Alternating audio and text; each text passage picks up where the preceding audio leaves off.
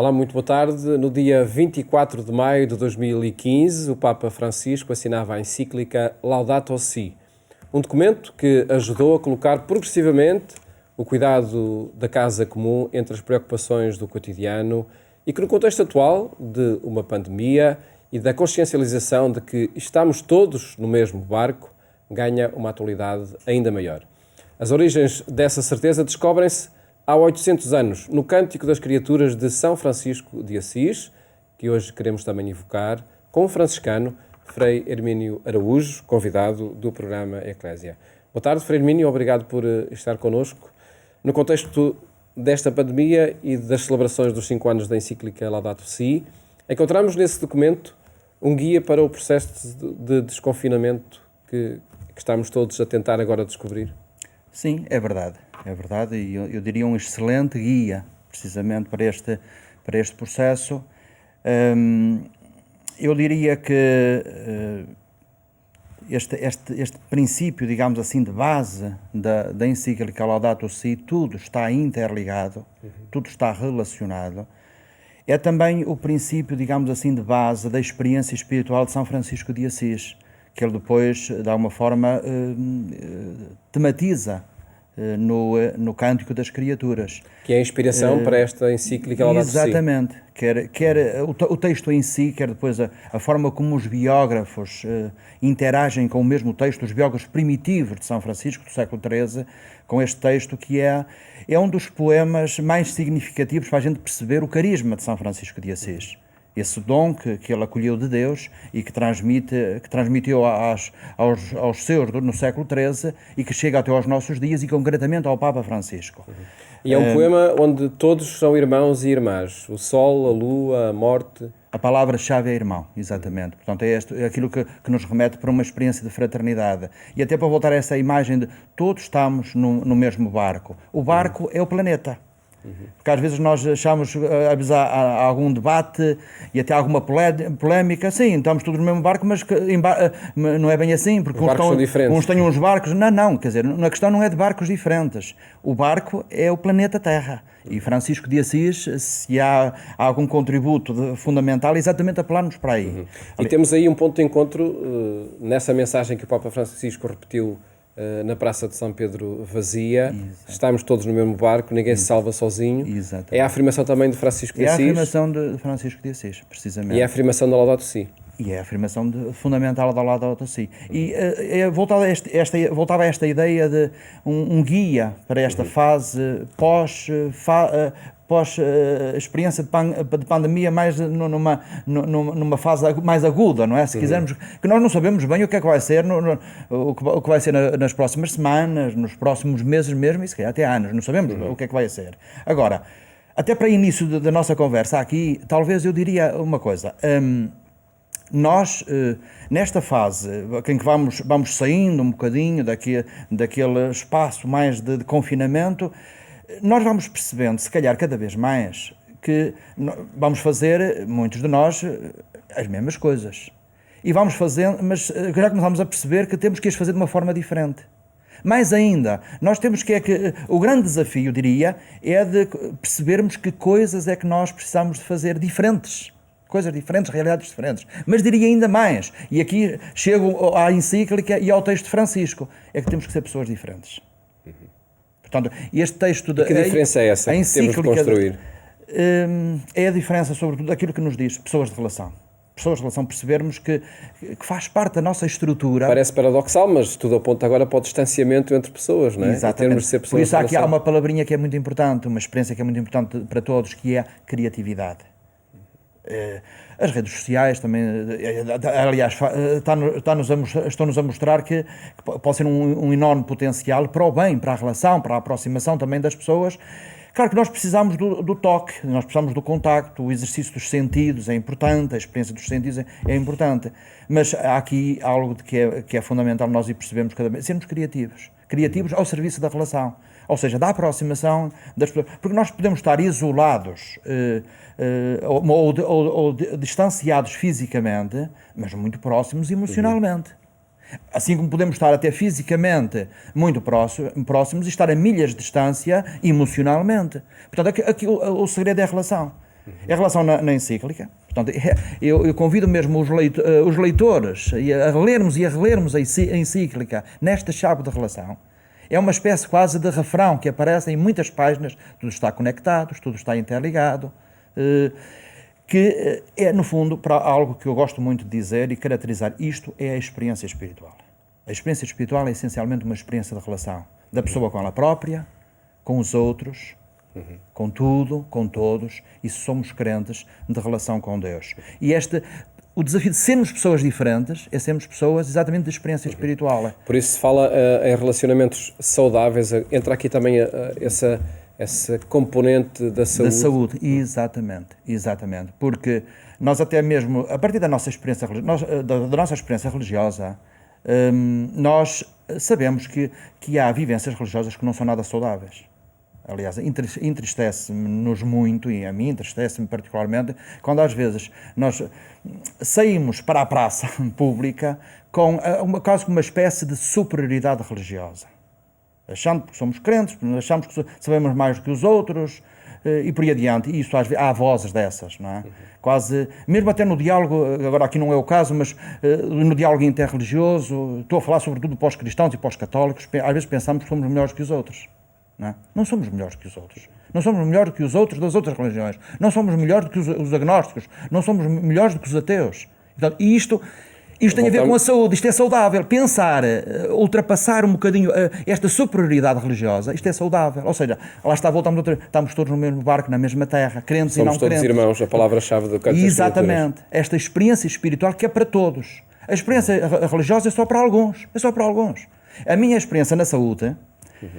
Ao contrário de um parco numa paróquia, e agora não interessa agora se é cidade, se é aldeia, se é o que seja, cada vez mais um parco lida com uma percentagem mínima das pessoas que habitam uma aldeia, que habitam uma cidade. É mínima, uma percentagem mínima. Eu, na experiência da saúde, aquilo que um parco é uns 5 ou 10% daquilo que são os fregueses, não é? Numa freguesia, na saúde a minha experiência é de 100%. Portanto, eu estou com todos. Interajo com todos. Numa capelania é com toda a gente. A minha experiência é completamente diferente no trabalhar os temas espirituais, os temas religiosos, concretamente a angústia existencial, o sofrimento, não é só no âmbito da... uma das grandes aprendizagens para mim foi interagir com todos a partir essencialmente de uma experiência espiritual. Depois aberta a uma experiência religiosa, não é? O pensar assim, nós no contexto católico às vezes não estamos habituados a isso, não é? E isto às vezes introduzimos discursos nada saudáveis. Estamos muito próximos do culto, será? Exatamente. Agora, esta encíclica remete-nos para tudo, também para o culto, para a experiência religiosa, mas abre muitíssimo. Por isso é que é um grande guia para este processo, para esta fase pós-pandémica. Nós já vamos a esse tema da saúde, até pela sua experiência de acompanhamento de pessoas em fase terminal, não só agora, mas já desde há muitos anos para cá, não é? Nos cuidados continuados e paliativos. Sim, e antes disso, e continuo na saúde mental e psiquiatria. Também nesse setor muito, muito específico, sem dúvida. Foquemos ainda mais um aspecto da encíclica que creio que também pode ser muito importante nesta circunstância de desconfinamento, que é esses dois gritos de que fala o Papa Francisco, o grito da terra e o grito dos pobres. E o grito dos pobres, sim. Nós vamos esquecendo um ao outro, ou os dois em simultâneo. Percebemos com a pandemia que não podemos esquecer nenhum, ou os pobres estarão agora mais em risco pela atenção que se vai dando ao cuidar da terra, ao cuidar da saúde. Há de facto o risco de que alguns fiquem para trás. Há o risco de que alguns fiquem para trás. Acho que o desafio da própria encíclica, e não só, portanto, a encíclica e todas as outras intervenções que o Papa Francisco tem, ele tem escrito capítulos belíssimos da encíclica, mesmo não pondo em letras, em palavras, nos gestos tantos que ele tem tido, sobretudo no contato com os pobres, com as situações de fragilidade. Portanto, são capítulos que se prolongam, que vão prolongando a encíclica ao Laudato Si, ou seja, para dizer que estes dois gritos são como duas faces de uma mesma moeda. Aliás, eu convido mesmo aqueles que nos estão a seguir que não olhemos para esta encíclica, como às vezes alguns leem, uma espécie de encíclica verde só para alguns, não é? Sobre o tema da ecologia. Só as questões ecológicas, só as questões ambientais, do clima. Não é isso. Este conceito de ecologia integral, como aqui se diz, é para todos, para todas as dimensões, todas as expressões da vida débil, da vida frágil, da vida ameaçada. Portanto, é a terra e aos pobres, porque os pobres são terra, nós somos terra, não é? Aliás, é uma das afirmações, não é? Nós somos terra, não somos só terra, não é? Matéria, mas somos terra. Aliás, a comunidade católica começa todas as quaresmas exatamente para lembra-te, homem, que és terra, que és pó, e ao podes voltar. Mas somos pó, terra, com o sopro divino, com o sopro de Deus. Assim é, no fundo, um princípio teológico fundamental. E se somos terra, temos que olhar para a terra de forma diferente? Para os pobres e para os pobres e para a terra, sim. Essa afirmação de São Francisco a dizer que ela é a mãe e que é a irmã é uma afirmação brilhante, não é? Nós estamos próximos da terra, a terra está próxima de nós somos a terra, mas ao mesmo tempo, portanto, é uma irmã, mas é uma mãe que nos sustenta, que nos alimenta, que nos orienta, que nos educa, que nos ensina a viver. Aliás, neste conceito que na palavra, não interessa agora irmos lá ao original e à forma como ele diz isto, lá no italiano antigo da Úmbria e depois as primeiras traduções latinas, mas remete-nos exatamente para esta experiência da terra, que nós todos fazemos a experiência, todos, de irmã, de proximidade, mas nós alimentamos da terra, e alimentamos não apenas de pão, mas das próprias lições da dinâmica do planeta, nessa harmonia do próprio planeta. E nós, de alguma forma, devemos reproduzir, não é, essa harmonia do próprio planeta, que no fundo é a expressão, a linguagem tipicamente de Francisco, o planeta é a expressão da harmonia de Deus. Não é? Portanto, nós é que às vezes introduzimos elementos que criam uma ruptura em relação a esta harmonia. Sendo enfim, o pior de todos, é essa ideia de que podemos dominar a Terra. Exatamente, que não tem nada a ver com São Francisco, é exatamente o outro lado, não é? Que nada tem a ver com a experiência de Francisco, do Francisco de Assis, e que nada tem a ver também com esta proposta do Francisco de Roma. Nós achamos que dominamos a Terra. Aliás, é uma leitura errada mesmo da página do livro do Gênesis, não é? Francisco é talvez um dos melhores que comenta com a vida e com este seu texto o livro do Gênesis. Crescei e multiplicai e dominai a Terra. Esse domínio não tem nada a ver. É o interagir com a Terra, porque eu quase que diria, nós não dominamos a Terra é que nos domina. Ou seja, e domina não é no sentido de nos condicionar, que muitas vezes até é também, não é? Basta ver onde estamos. Exatamente, mas é mais no sentido da grande lição que da Terra diariamente nós devemos aprender. Sim. Tendo nessa palavra harmonia o segredo para conseguirmos viver em paz connosco e com todas as criaturas, criando harmonia com todos. E com Deus, no caso dos crentes, não é? Que é nesse processo de reconciliação também, de perdão e de misericórdia, de acolhimento da misericórdia de Deus, sim. A palavra-chave é harmonia, precisamente. Aliás, o Papa Francisco, numa das intervenções muito recentes, no dia 22 de abril, numa das audiências gerais na Biblioteca do Palácio Apostólico, na comemoração do Dia da Terra, é um excelente texto, até que nos ajuda a reler uma série de questões aqui da encíclica Laudato Si, que ele diz que nós não podemos esquecer, precisamos de ter bem presente na mente e sobretudo no coração a palavra harmonia, aquilo que para a harmonia nos remete. E acredito que um momento onde essa harmonia nos pode parecer estar mais em causa é no momento da morte. No poema do Cântico das Criaturas, de São Francisco de Assis, a morte é também uma irmã, como são todas as criaturas. Exatamente. Ela é também uma irmã. Exatamente. Neste contexto da pandemia, a morte corre o risco de ser só um número? Corre o risco de ser só um número, infelizmente, sim. Mas eu não sei, podemos ir já para o aspecto da morte, sim. Mas antes, até na própria dinâmica do texto de Francisco, há a experiência do sofrimento. No Cântico das Criaturas. No Cântico das Criaturas também. E podemos, as coisas estão interligadas também, mesmo no próprio Cântico, mas eu diria, como é que faz sentido introduzir esta reflexão? O Papa Francisco utiliza toda a primeira parte do cântico, as estrofes, sobretudo ligadas ao sol, à lua, às estrelas, depois aos 4 elementos, os 4 elementos, aliás, até da sabedoria dos antigos, para dizer que tudo está incluído no próprio texto de Francisco de Assis e que o Papa Francisco quis dizer na encíclica.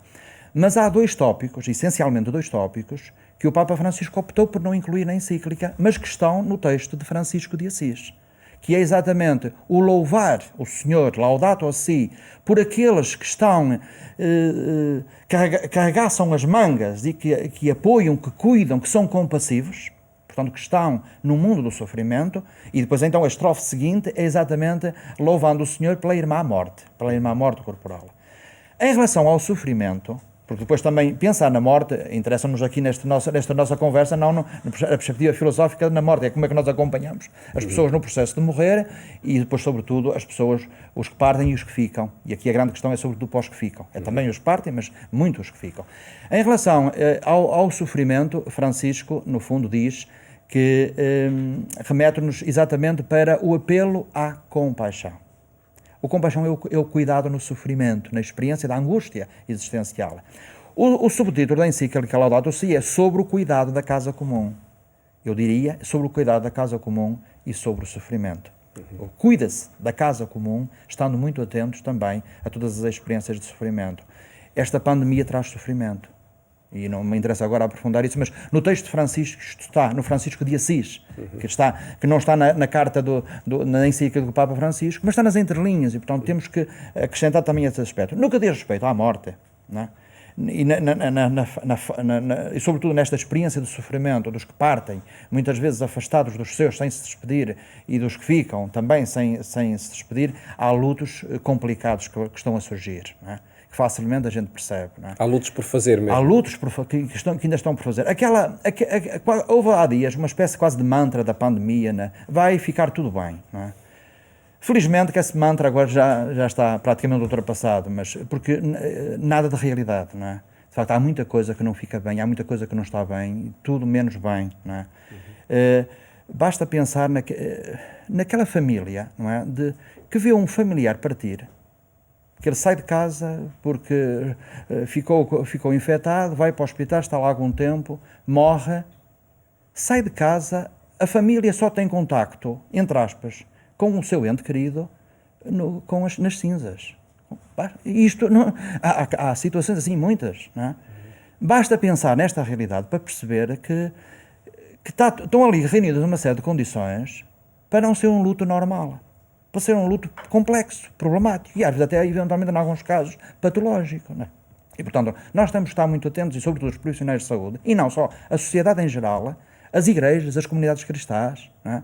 A forma como nós nas paróquias temos isso muito presente e portanto lá está aquilo que eu dizia há pouco, nós não podemos ir para o terreno para fazer de uma forma diferente as mesmas coisas, temos que com criatividade procurar coisas diferentes e sobretudo sermos pessoas diferentes para encontrarmos as melhores soluções, a melhor saúde para todos, em que o melhor a melhor harmonia para todos. Não é? Porque há lutos que um dos aspectos é, nós precisamos, quer queiramos, quer não, do ritual, da ritualização, da morte.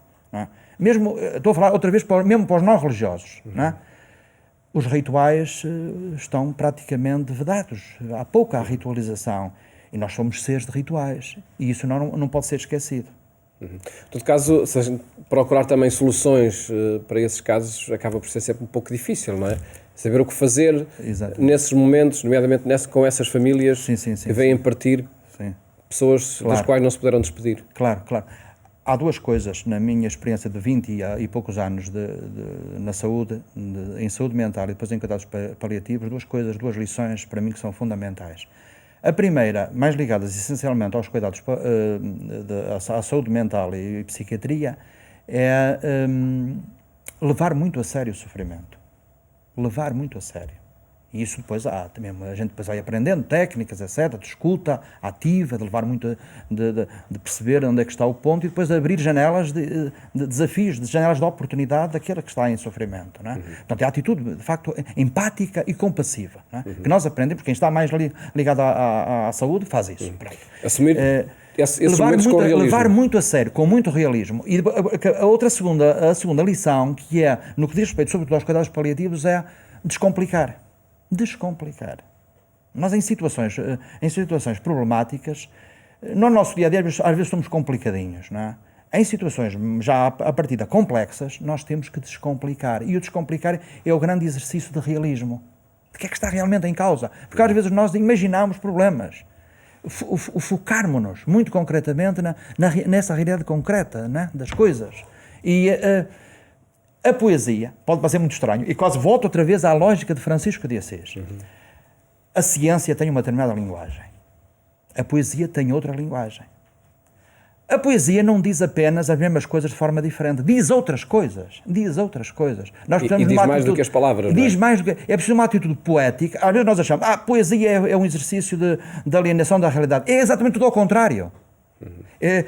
Há uma expressão muito, muito interessante de Fernando Pessoa, a espantosa realidade das coisas. É aquilo que me interpela todos os dias. Portanto, mesmo em situações de sofrimento. Mesmo em situações de sofrimento. Nós precisamos de poesia para o sofrimento. Aliás, o Cântico das Escrituras de São Francisco de Assis nasceu no contexto de grande sofrimento. Talvez da etapa de maior sofrimento na vida de Francisco. A gente, pode parecer estranho a gente olhar para aquela, numa leitura assim de um certo romantismo, achar, isto tem pouco de realidade. Não, tem tudo de realidade. Porque nasce do sofrimento. E remete-nos exatamente para a experiência do cuidar, da compaixão daqueles que estão. Nestes dias é um ótimo exercício passar esses versos, esse poema do Cântico das Criaturas, para enfrentarmos o realismo da nossa situação. Exatamente. O interpretarmos e assumirmos. Exatamente. Mesmo neste processo de luto, a luto é sempre um processo de adaptação às perdas, há uma perda, não é? E, portanto, focar-nos bem do que é que está em causa. E não imaginarmos ainda mais problemas àqueles que existem. Portanto, este descomplicar. E se achamos que já ainda está tudo, descomplicar ainda mais. A última palavra do Cântico das Criaturas é muito importante. É a palavra humildade. Humildade. A humildade é o único caminho para uma experiência espiritual consolidada, profunda, não é? Não há outra maneira. E, portanto, é com a humildade que nós estamos no mundo do sofrimento dos outros, não é? Porque estamos na terra sagrada, portanto, é com muita humildade. É com muita humildade que nós estamos, mesmo na experiência da morte, daqueles que morrem e daqueles que depois que ficam e que estão num processo de adaptação, de readquirir uma certa normalidade depois de tudo isso.